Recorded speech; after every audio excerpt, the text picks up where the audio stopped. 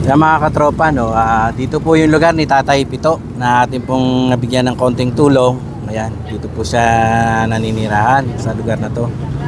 Doon po raw ang kanyang bahay sa papasok na yun doon sa may kanto na yung papasok sa may dulo. At nangungupahan daw po sila ng bahay. At shoutout nga po pala kay Ma'am Heidi Del Mundo at sa lahat po ng mga OFW. Yan, maraming pong salamat. At sa lahat po ng team Pinagpala, shoutout po sa inyo.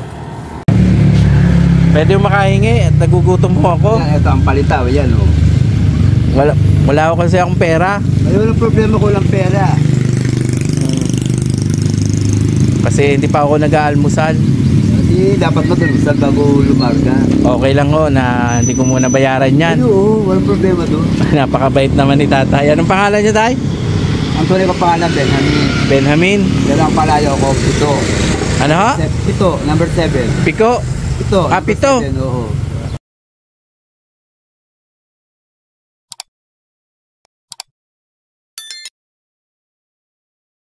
Yung mga katropa, no, nakita ko po isang senior, no, titinda ng peche-peche dito sa sa bandang Ilan bang ano? tipo ng Maragondon o Naik.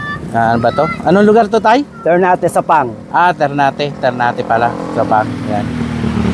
Ang tinda niya Ilan po? Ilan ba bibigay ka? Bigyan niyo po sila ano? Ilan po ba? Bigyan niyo po sila tigli 5, Tay. O, 5 palita, 5 pichi-pichi. Oo. Yan. Oh. Ito, hawak ko. Oo, ayan, bigyan nyo rin to si ate, Tay. Palitaw. Bigyan nyo siya. Kung anong gusto nila, ano bang gusto nyo? Kaya palitaw po.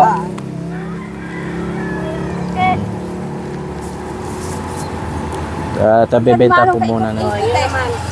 Anong oras po kayo nagtinda tayo ng inyong kakanin? Naglalakat ako ng before 6 ng umaga. Tapos sa hapon, naglalakat naman ako ng alauna ng hapon. Umaga tapon po kayo nagtitinda? Nagluluto pa ako. Nagluluto na pakalako ko ng umaga. Naglalako naman ako.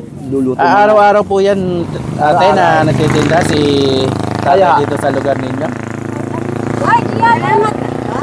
Aba? Salamat. Sige, salamat po. Salamat. Okay, okay lang po. Pichi-pichi palitaw. Halo. Naman. Ito po yung, sige po, ingat po kayo. Ito po yung tinda ni Tatay na kakanin, mga katropan. Ayan. Magkano po yan lahat, Tay, pag nabenta? Ito, 1,020. 1,020. Oh, ba't may 20 pa? Pwede bang... May butal siya eh. Ha? May butal na bilang. Ganun o ba?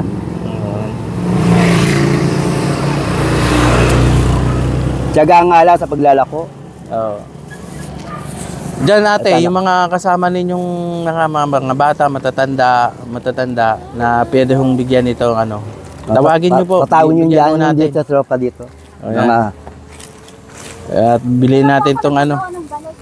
Yun nga ho. Nagagawa po kayo ng banig. Ayan o. Magandang banig yung ginagawa nila, basket. Oo. Yan. Bawat dumaan po dito, ating bibigyan ng inyong paninda. Ilan taon na po kayo nagtitinda niyan? Ano siguro may 20 years na may get. 20 years na? Ang tagal na pala, no? Una ang dala ko, Bilao pa lang. Bilao ang dala ko. Nakakarating din ako dito. Araw-araw po yan? Araw-araw yun. Pag kahit tag-ulan, tag-araw, larga ako. Kailangan eh. Ano ang pangalan ninyo? Pito. Pito laliatagin niya sa akin. Pito? Oo. Ang galing naman ng pangalan, Pito. Oo. Ilan taon na po kayo? Going to 62. 62, senior na pala kayo? Ang asawa ho ninyo, ilan taon na? 59. 59. Kayo yung... Katuwa ko sa pagluluto. Kayo ho yung gumagawa niyan? Yung nagigiling ng ano? Hindi, yung palitaw, malatkit, powder. Yung binibili mo yun? ko na para ready na. Oo, tapos... mo lang yung tubig. Iluluto nyo. Mo na lang. Oo. Ilang oras po ang process yan bago mag... Sandali lang, wala pang ilang minuto, mga 15 minutes ganyan. Mabilis na pala. Tapos yan. Matagal lang sa pagpaporma. Hindi kayo...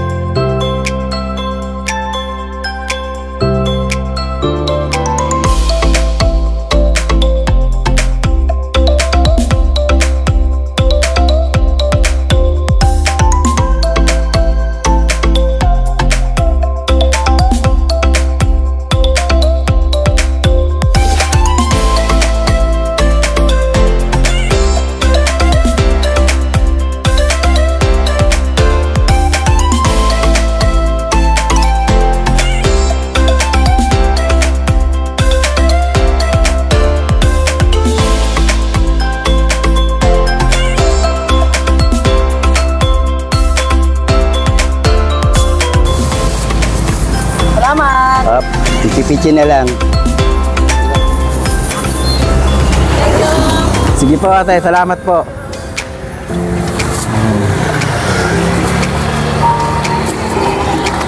Five. Haba ka na. Ito din ako. Ay, magandang umaga. Pwede mo makahingi ng kangkong? Oo. So mga katropa, no, andito po tayo ngayon sa parte ng Ternate at nakita ko nga po ang isang senior na si Tatay Pito na nagtitinda ng kakanin at atin po siyang kinausap at atin po siyang tinulungan na ubusin na yung kanyang paninda para makauwi na po siya ng maaga at makapagpahinga naman sa tanang buhay niya. Ay ngayon lang daw po naubos yung kanyang paninda.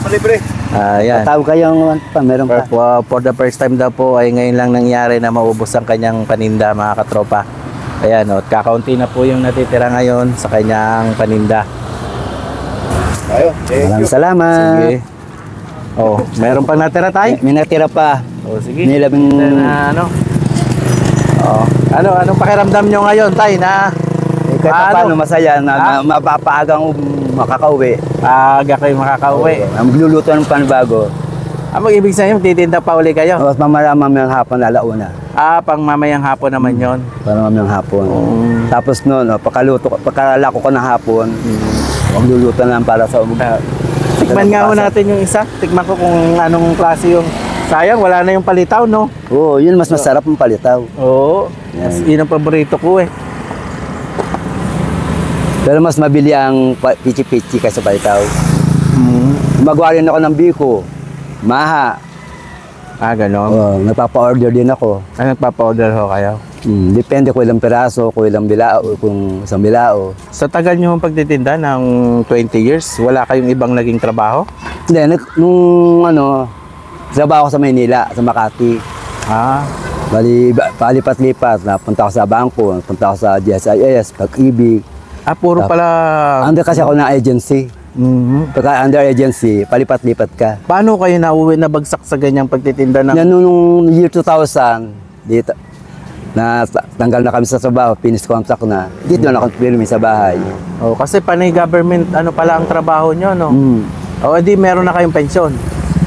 Yung pensyon ko, dapat papal ko na yung pensyon ko. Kaso kulang pa ako ng 4 years, 5 years. Dahil yung agency, yung 2 years namin, hindi ni-remit sa SS. Kaya malakas ang kulang ko. Di wala ko kayong pensyon? Wala kayong pensyon? Wala pa. Yan, yung ngayon pa lang, first time full pa lang kasama sa senior. Naayos nyo naman. Naayos nyo na. Sa SS? Oo. Hindi pa. Plano ko ayusin yung SS ko, wala akong time eh. Tsaka isa pa, siyempre mamasahe ka pa. Sayang kasi yung trabaho nyo. Sayang. Kasi kaudad nyo ngayon. Sabi ko nga sa mga anak ko, kalakasi ko na yung pensyon ko. Kaso wala ang problema. Ano po may yung SS na biglang bayaran, kailangan quarterly ka rin magbabayad para mapunan mo yung kulang mo. Hindi ho, sa mga sa 4-piece, hindi ba kayo nag-apply? Tapos na kami, yung mga anak ko, yung dalawang anak ko nakinabang sa 4-piece. Bali... Hanggang high school nga lang ang na 4-piece. Ay, yung bang 4-piece ay hindi lifetime yan? Hindi lifetime. May kontrata din pala yan. Basta hanggang nag-aaral yung bata, tutulungan ka ng 4-piece. After kung hindi na napasok yung bata, tatanggalin ka nila. Sila ang magtatanggal sa'yo. Pero kahit pa paano, malaking tulong na sa amin yung 4-piece.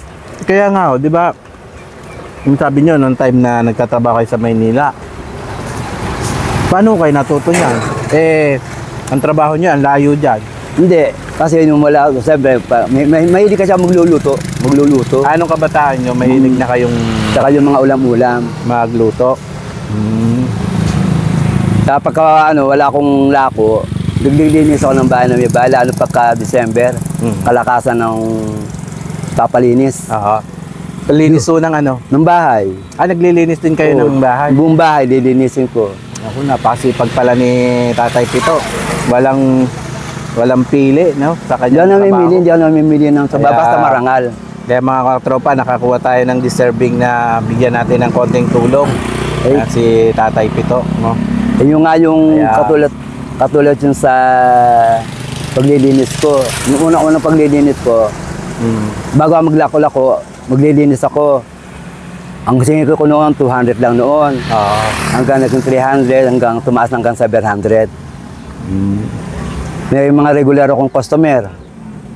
Hanggang ngayon ho, meron pa rin? Nakakarating ako ng Naga City Naga? Para lang sa... para maglinis lang ako ng bahay. sinusundo kayo? Hindi, kasi yung dating DILG sa Ternate, nakilala ko, nagpapalinis ng bahay niya. Kaya nga, dadaling kayo ng Naga? Dadalhin ako sa Naga. Napakalayo ng Naga. Oo, kaya Cavite to Naga para lang Oo, maglinis ganun. ng bahay. 3 days ako doon. Kaya nga, sa inyo pinagkatiwala yung... Parang ganun. nila. Basta may tiwala na sa'yo. Oo, ayaw nilang magkumuha ng iba. Katulad dyan, meron akong nagpaparebook sa akin ng Lucena. 2 weeks ako doon, pero wala pa schedule. Bukod pala ako sa pagtitinda nyo ng kakanin, ganyan Oo. po yung trabaho nyo, Oo, dumadayo maglinis ng iba't ibang bahay sa iba't ibang lugar. Oo. Dito sa Ternate, marami akong customer. Ayun. Kaya napakasipag pala nito Sa si... Naik, katulad nung nakaraang linggo, Tatay ilang Pito. araw ako sa Naik. Ilan ho ang anak ninyo? 5. 3 ang may asawa. Lahat po sila, may pamilya na. Yung 3 babae lang ho. Yung lalaki wala Dalawang pa. binata ko, nagsasabaho naman sa katapa. Nakakatulong naman sa akin kahit papaano. Sapat naman yung kinikita niya tayo. Sapat naman, kahit papaano, nakakaraos naman kami. Nakakaraos. Kaya lang, siyempre, pag may mga bayarin ka, nagigipit din kami. Wait, naupa ho ba kayo ng bahay? Oo, nahupa kami. Wala akong karapatan sa bahay ng nanay ko. Yun ang kinan ng ate ko. Taga rito ho ba talaga kayo? Tatay ko tiga rito, lihitin mo tiga Ternate. Oo. Dito na pala kayo simula ang pagkabata ninyo sa Ternate. Since 1970, lumipat na kami dito sa Manila. Saan ho kayo galing nun? Sa Caloocan, Manila. Manila kayo dati nakatira. May pamilya na kayo nun? Wala pa. Binata pa kayo nun? Bali dito ako nag-aaral ng grade 1, 1970. Tapos hanggang 1976. After 1976, Manila na naman. Doon nagpatuloy ng pag-aaral. O 1981, bumalik na naman dito. Tabag nga naman Manila. Nung pagbalik nyo rito, ano na naging trabaho nyo?